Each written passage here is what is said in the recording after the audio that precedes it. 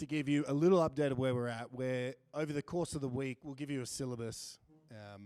But we're trying to look at church planting, and we're going to do a lot of practical stuff in the next couple of days about how to plant a church. But to begin, we're laying a foundation of what makes a Sovereign Grace church plant a Sovereign Grace church plant.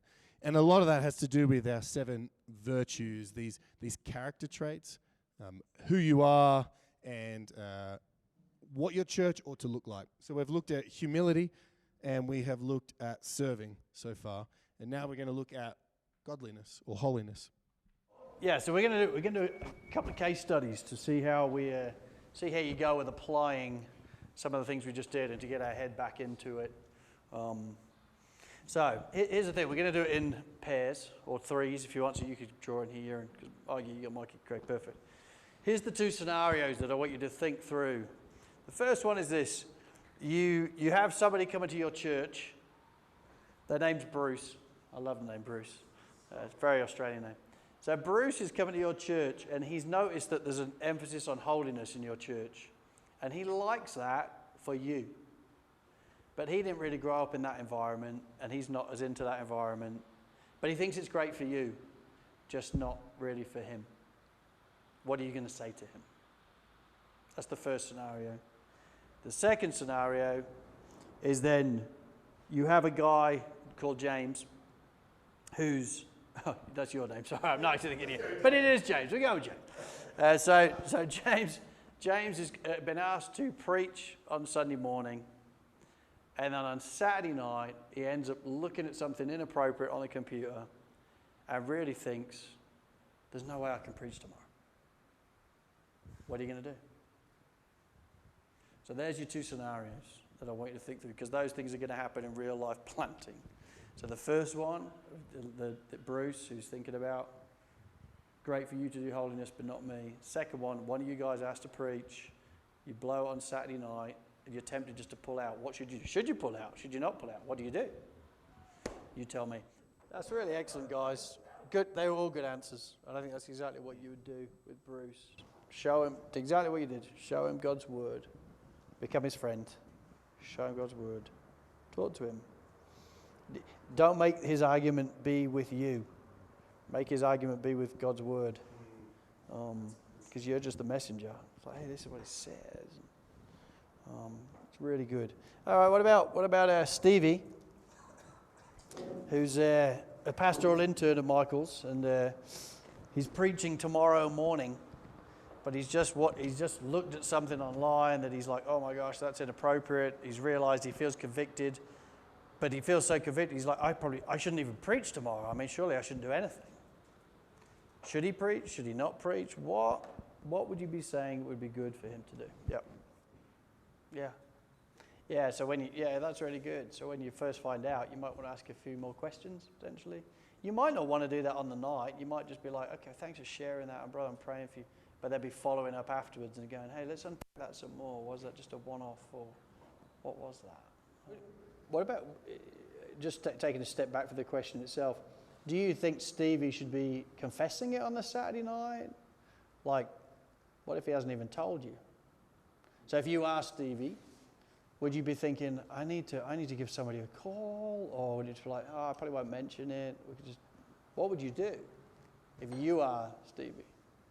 But what would Stevie do? Because it's going to happen. It's going to happen at some point. And it's not even necessarily that scenario, but it might be you're on your way to church and you've just had quite a significant disagreement with your wife, and you feel a bit like, man, we're having an argument and I'm about to get up there and preach. Do I just pull out? So we're not now preaching? I might preach.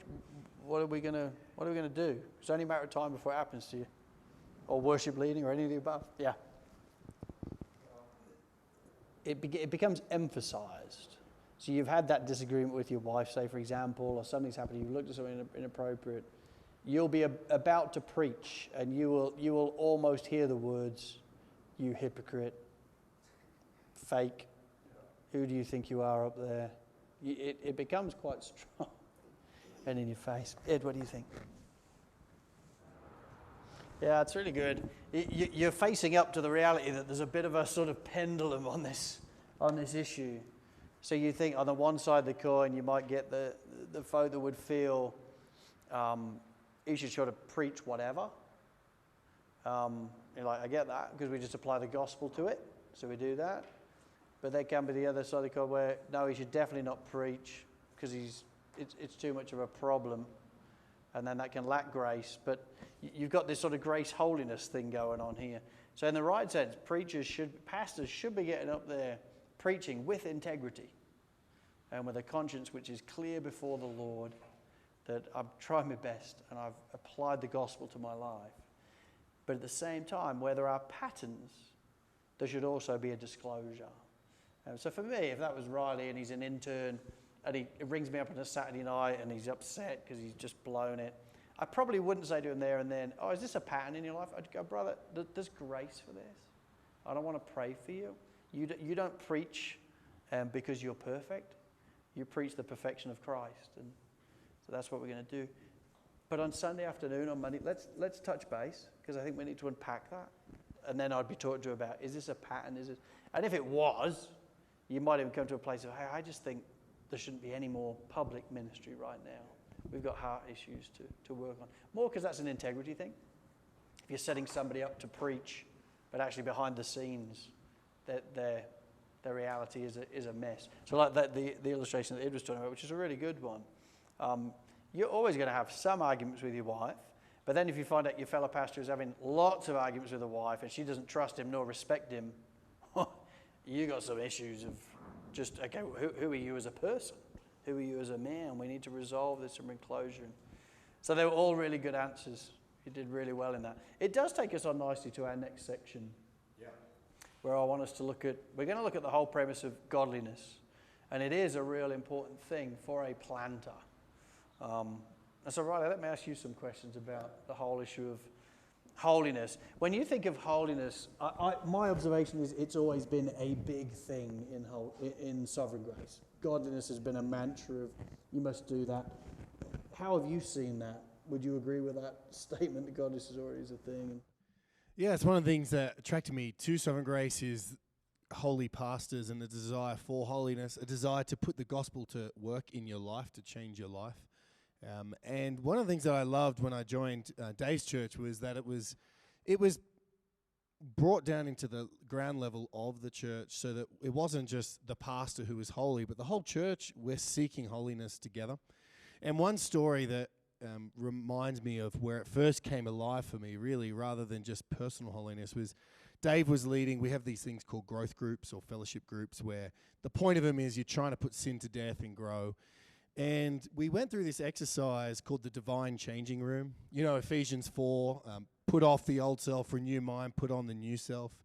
And what we'd done is he'd given out this instruction sheet, basically, which had, all right, if we want to grow in holiness, we need to actively enter the divine changing room. So what are you going to put off? How are you going to renew your mind? And what are you going to put on to replace it? And there was a list of all these different sins that, maybe you might want to choose, and a description of them. And as the guys were going around sharing, I'd actually come unprepared. I didn't really have anything, maybe because I was so holy I had nothing to grow in. Obviously not the case. I didn't know. I'd never been in a situation like that really in the same way, other than maybe just trying to grow in, not lusting as a young guy. So I was about 22. And in that group, as everyone was sharing, through them sharing their sin and their struggles, I learned I had new sins that I didn't know existed. And so 3 or 4 of the guys were actually sharing about fear of man as a persistent, sinful struggle that they wanted to put to death.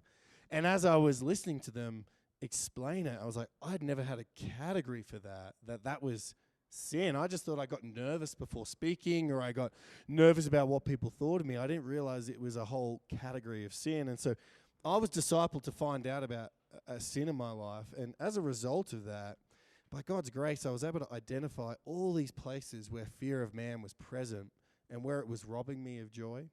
And the good news of that was that it wasn't shame. It wasn't like, you got to change. It was, let's change. This is joy, like some of the guys mentioned.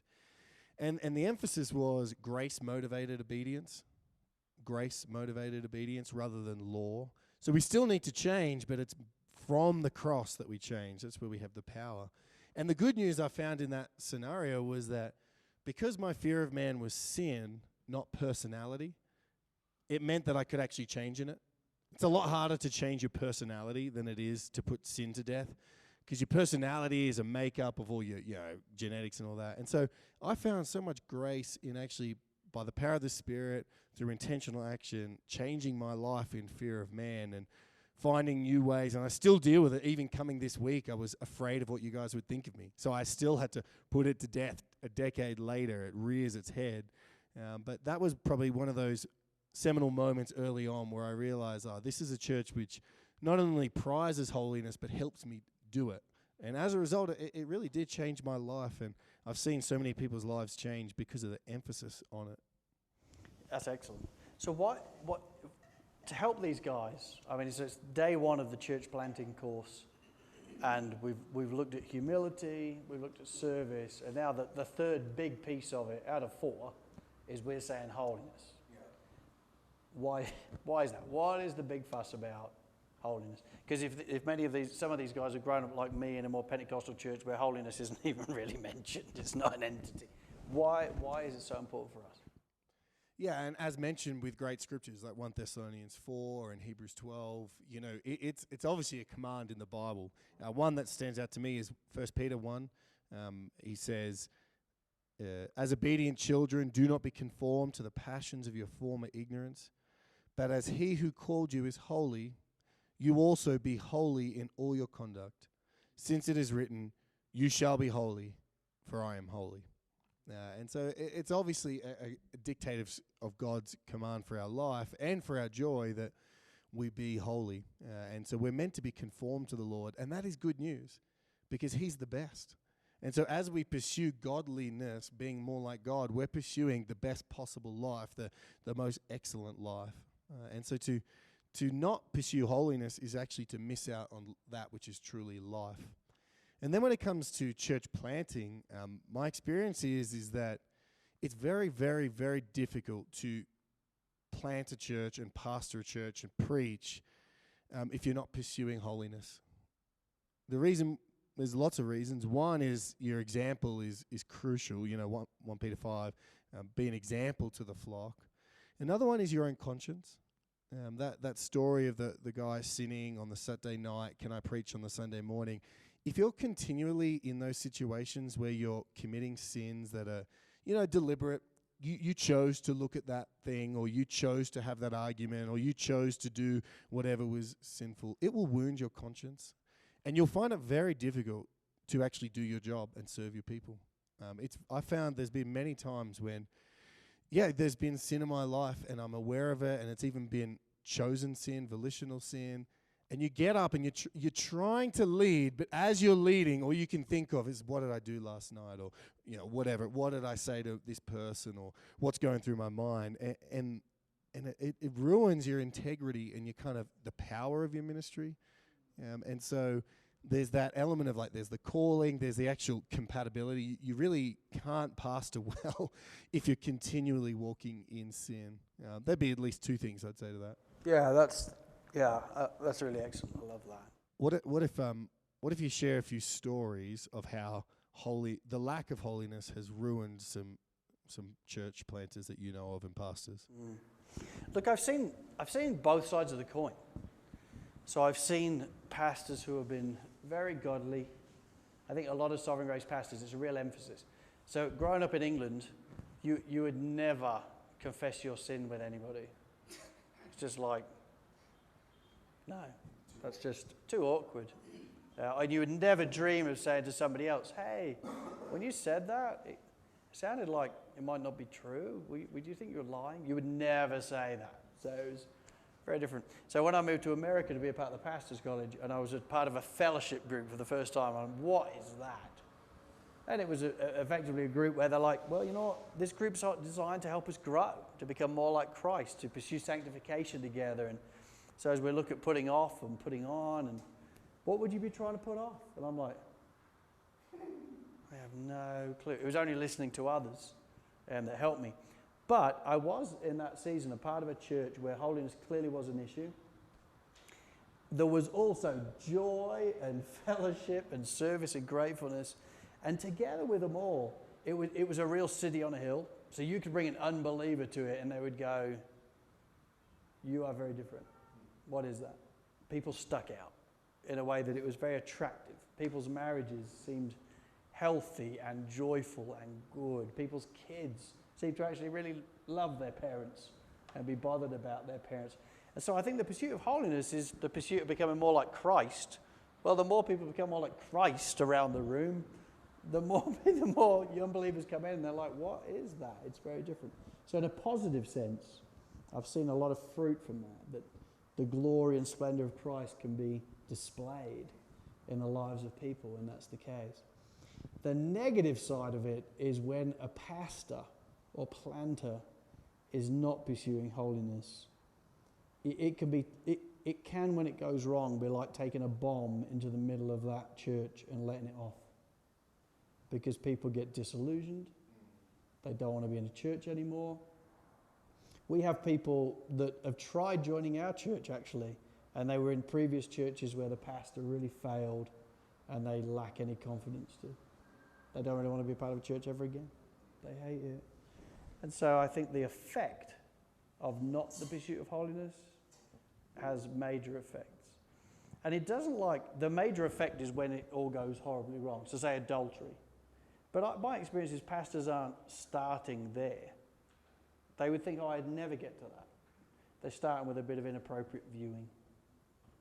And then it grows over time. And then they're watching films. And then they meet somebody and they sleep with them one off. And then they find a prostitute and they sleep with them again and again and again. And it's all happening behind the scenes.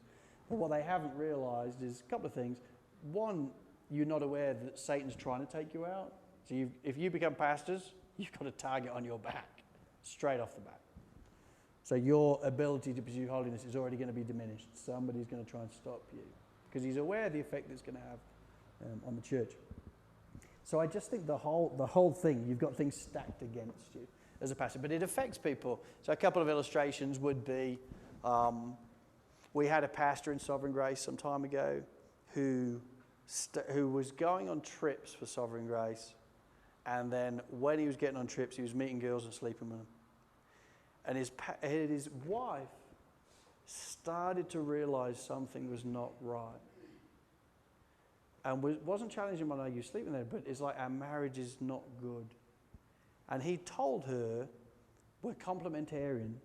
If you want me to keep my job, you need to shut up and not say anything to anybody.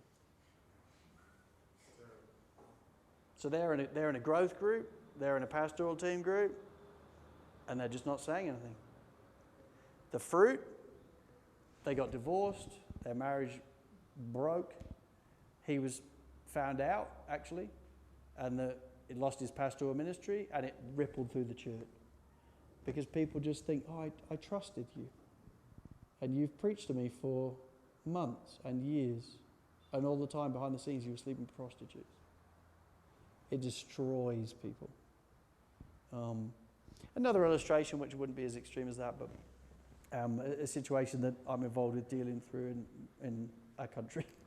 And it's not that of a serious of a thing, but there's been a breakdown in team trust because one of them was just being very secretive with things, some spending things and that type of thing. And he was being challenged by that by the other pastors for months, but always saying, it's not the case, it's fine, it's fine, it's fine. And then it became clear it wasn't fine.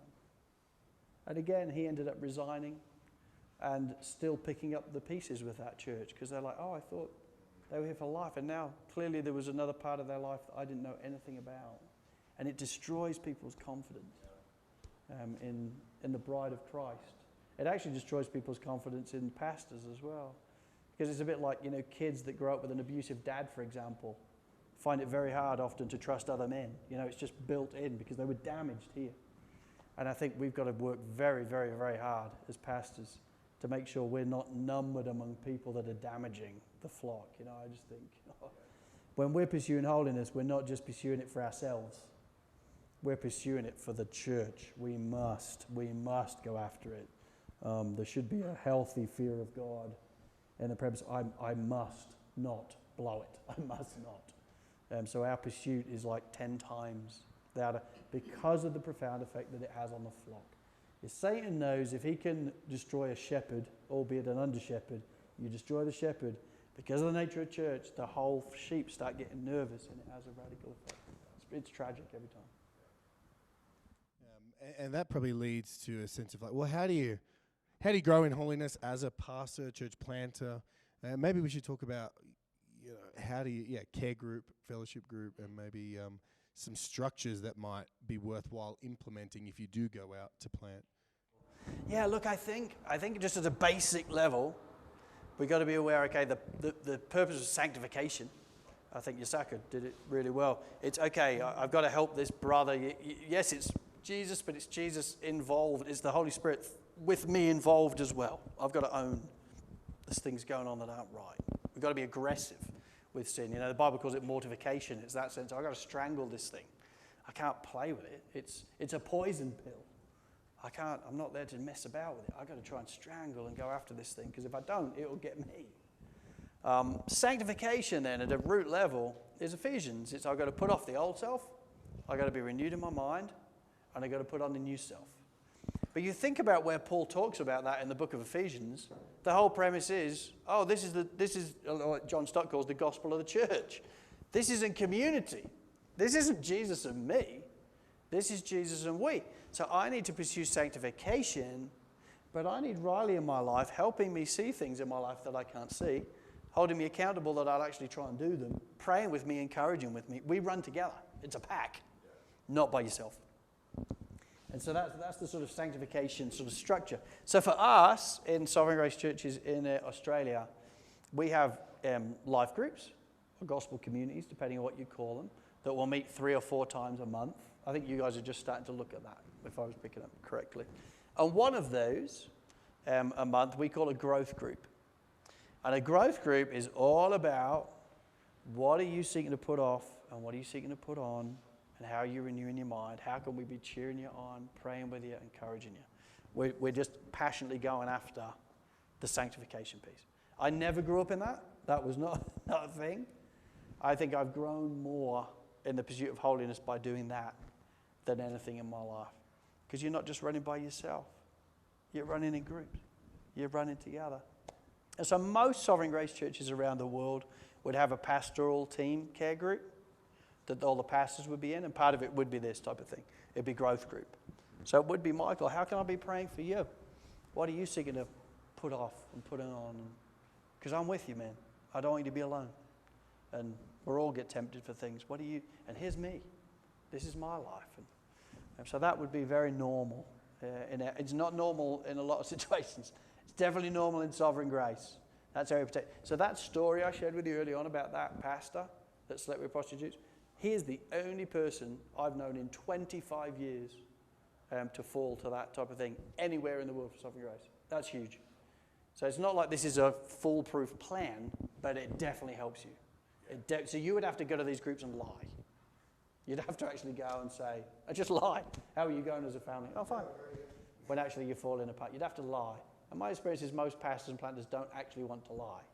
They want to grow, but you have to lean in and say, well, this is...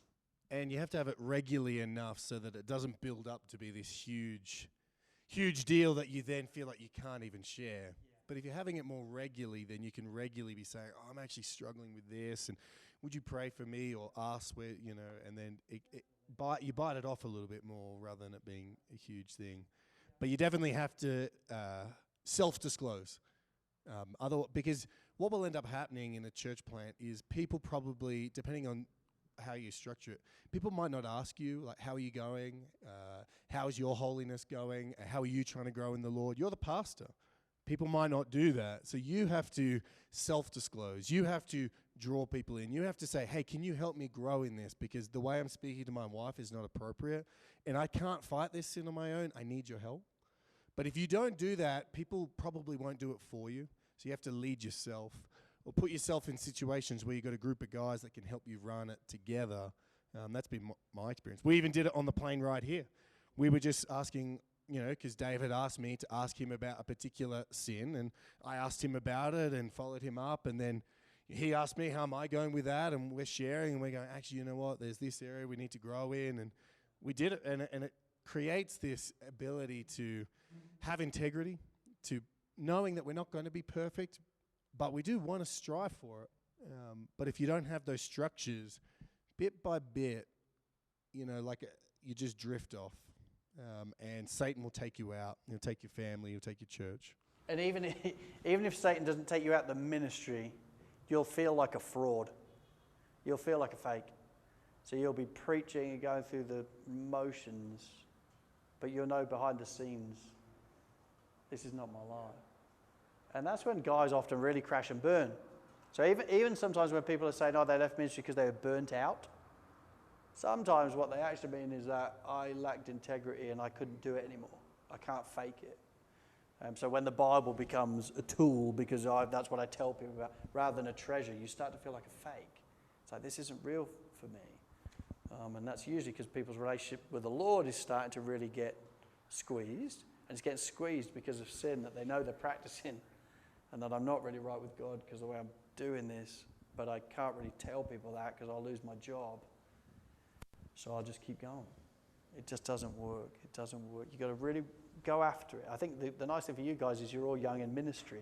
To be able to really set your stall out of, this is going to be a factor in my life. I need to go after these things and humble myself. And if you don't personally go after it, it's going to be very hard to lead your church in it. Or it's going to be hypocritical. And you don't want to do that to them. No, and holiness is important, definitely. In part because it ties in with service and humility and all. In part because you will be tested. You will. You know, like we were saying earlier on, when you've just finished preaching and somebody goes, yeah, I kind of got your third point, but I didn't really agree with it. And you're tired because you've just given everything. And you can be tempted to be like, well, who are you anyway? You've probably not even studied it. And you're irritated. Well, what's that? That's anger. Well, that's going to come out again. That's going to pop out. And that's going to grow if you let that thing grow. The amount of times you speak to guys and they're like, well, the ministry's a pressure, and that's why I sort of started looking at small videos online and was attracted to it. And my wife's just given birth anyway, so she doesn't want to be intimate with me. And I get it, but I didn't really think I was hurting anybody. And it's almost a justification for why it's probably, but no reality that, hey, that won't stay there. That will grow. And Satan will love that. And he'll want you to keep it a secret, and it will grow. These things grow in the dark, and they destroy. The reason why it's so important in this context when we're looking at church plant is it will destroy your plant before it's even started. Plants are even worse, because if people move, they go be a part of a plant, they put their confidence in this leader, and a year in, he's destroyed his life, his marriage is fallen apart, and people are now like, I'd never want to be a part of a church again. It's high and a holy call, gentlemen, in what we do. It's a big deal. Yeah. It's a great question. It's partly why when somebody asked earlier on in terms of, is it better to go out by yourself or in twos or threes? It's better to go out in twos and threes. Because of this very thing. That it's easier if you go out and there's somebody else you can rely on. So when I went to Australia, it's just me. And you can't, that's the way it is. You can't move lots of people to the other side of the world. But it did not take long. So one of my first things I'm doing is I've landed there. I knew Mike Paslich, and he was coming back. And I met a guy called Mark Williams and a guy called Patrick Chavez. Quickly became clear, these are two mature brothers. So straight away, within about 2 months, I'm like, would you help form a team with me? In part to watch my life, to care for me. And I would love to invest into you as well, care for you. And so that's the way I went. So I just set that up as a group really quickly. And everybody is very busy. But if we're too busy to do this stuff, we're too busy. It's like, no, this is really foundation, really important. So we're not wasting time doing this. The best thing we can give the church in part is a holy pastor. So it's like, yeah, this is important. And so I just set that up. And we did. We talked about, and usually because you are discipling them a little bit as well, because not used to it, I would take a book that maybe is going to look at humility, for example. It'd be like, well, let's read this together. And they'd be like, well, guys, how do you feel you're going in that? And before you answer, let me just share where I'm at. I think this is an area that I've been convicted in, where I've become aware that When we get visitors on a Sunday morning, I'm super excited. And when we don't, I'm a bit down. And I think that's probably revealing something that's going on here. I think I'm probably more thinking this is about me than anything. And could you ask me about that and pray with me about that? And what about you guys? And you're discipling, but you are benefiting because you know these guys are it does you good even as a pastor just to disclose that. You feel it's weakened even by pulling it out, and helping somebody share. And that's what about yourself? How have you gone after it? Because you're new. Yeah, well, I benefited from a system that was modeled to me, and I would just encourage, you have to schedule it. Otherwise, it won't happen until you do obvious sins, and you're like, oh, I've got to get this off my conscience. I got to confess it or something. But you wanna build it into the life of your team, your own life, because you need it. This is life or death, and you got to do it. So you got to schedule it in and just make it a priority. I think it's the only way it happens. Otherwise, it just won't happen. Things get too busy, and then bit by bit, it'll probably Satan will find a way in, or you'll find a way in your own sin. So I just say schedule it in and build it into the life of your church, because for everyone, no one wants to grow in holiness by nature. We want it and don't want it, don't we? We want it, and at the same time we're like, oh, they're going to know that I'm in. It's so funny. We're so funny in our humanity, aren't we? We know we're sinful, but then we get offended if somebody else says we might be sinful. So if we feel proud, it's like, oh, I'm okay to disclose I feel proud, but if somebody said to me, oh, you seem a bit proud, it's like, no, I'm offended. We're just so strange. And we know it. We just have this awkward. Another practical thing, which we'll get onto on Friday a little bit, is the whole partnership piece. And I think that is partly where you will find Sovereign Grace is different to most. So 9 Marks or whatever, great. City to City, great. Really respect those guys. They're not talking about how to build partnerships that are going to care for one another and hold each other accountable and run together. And that's not. They would say that's not what we do. That is what we do. We're not just training guys, but then saying, wonderful, how can we walk with you in year 1 and year 2 and year 3? So Riley's our church plan. We still meet every month, and partly to care for him, and he cares for me. You're doing it together. I can't imagine just going somewhere and doing it by myself, and I'm just left. Another thing we do to add in, and we'll go to you in a second, James, is we actually do some of this holiness with our wives as well.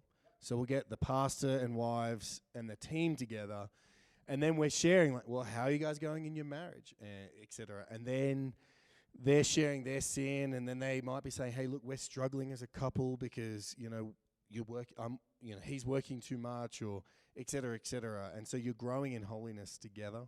And the dynamics, and the good thing about this is a counseling thing as well, having the couple together is that a lot happens when the two of them are sharing. That if you were just meeting with the guy or just meeting with the girl, you're getting their side of the story but not the other side, and you don't get to see the dynamics. And there's times, when I'm watching Dave and Em share, and I'm looking at Em going, I think this is affecting her more than Dave is letting on, and be like, hey Em, can you just speak about this? I've been in a group before where somebody was like, my old pastor actually, and he said, he was looking at me and Em, and he said, so how are you guys going? I'm like, we're going pretty good. I think pretty good. And as I'm sharing, she's crying.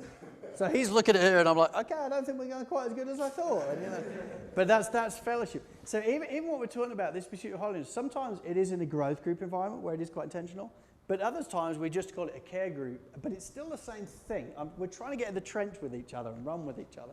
So you might not even think of it, but actually what you're doing is over a meal, how are you going? How is Maddie finding the workload of your husband, and how are you going with that? Is it a temptation? Is it a challenge? And is he still being a good dad or not? Or it's just you're in the trench with each other. You're carrying each other, and it's very, very important. And I think that's often missed in the pursuit of holiness. The pursuit of holiness is often just an individual exercise, rather than, no, this is Jesus and we. I need others. Very important. Yeah, so I had that, I share sin with my pastoral intern, and then he's a good guy. He's not just saying, oh, that's so sad, okay. But he's like, okay, well, you've shared this a few times. What are we actually going to do to change this? Because I don't want to leave you in that. And the fellowship is so important. It's crucial. And your example in it is key. So, I mean, we even did it with our kids as they were growing up. I mean, we still do it now, but they're older. But even I think when they were like 8, 4, and 6, there would be different times we'd sit around the table, and it'd be, all right, so if there's one thing you think I could grow in as a dad, what would it be? It's actually holiness language, but I'm not using holiness. I'm just asking them what would it be. And usually when they're small, they'd be like, well, you could buy us more sweets and candies and things, and it'd be something daft. But as they get older, they start to say, well, actually, Dad, I feel like you're angry with us quite a lot. And, all right, I'm sorry for that. Talk me through that. When are you picking that up? And they can be really sweet moments. And as they get older, what you tend to find is then your kid. So I remember our Josh, who was our eldest, probably got to about 10, and he would say, oh, I've got a question for the family. Oh, what's that, son? Where do you think I could grow most to be a better son and a better kid? Well, that's good, son. So you're teaching them these types of categories. And the church picks it up too, so everybody's pursuing it. James, what were you going to ask?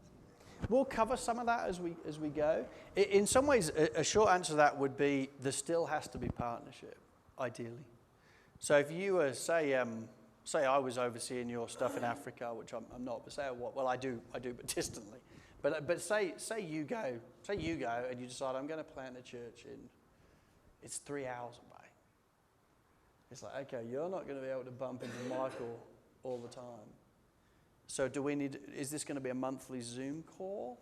Or who's the advisory board around you? Who are people that you already know that can every month be saying, hey, James, how you going? How's your wife? Who do you trust? So you have to manufacture it a little bit. You have to bring it in from outside. You can't meet up all the time. But the only way you do that is when you know James is at a maturity level where he is going to be self-disclosing and he's going to talk to you. There's enough maturity for that. So that part of the answer to how far can plants go away from each other is, well, how mature is the guy? Because the more mature, he can often go further. The less mature, it's like you want to probably stay a bit closer. And I don't mean just maturity in character. I also mean maturity in sort of pastoral ministry experience, because it is harder. What you're picking up is very true. The further you go, the harder it is. But you've got to find, if any pastor anywhere around the world hasn't got care and accountability, it's no one else's fault actually apart from their own. They've got to go and say, even right from the off, I've got to think this through. And I've got to, in Sovereign Grace, we have regional leaders. So you'd be like, I've got to chat with my regional leaders. So say for you, it'd be Michael. I've got to chat with Michael about how am I going to do this? How am I going to pursue holiness? And this is what I think I'm going to need. And all right, let's make that happen. So it is very, very important because you don't want to get isolated. It's very difficult. Great question. This is the one, I think out of all the things, this is the one where if we don't get it as planters, it has the most implications. You blow it, the plant's blown. You're done. It's very, very, very difficult to recover it, even if you send somebody else in. So you imagine if it was here, and Michael suddenly comes out and he's done something, but actually he didn't just do it today, he did it 2 years ago. And so the whole of the foundation of this church has been, I thought you were somebody you're not.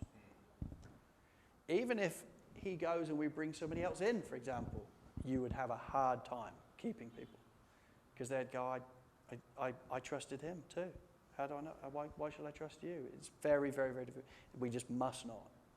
And we must go after holiness. And it's sobering.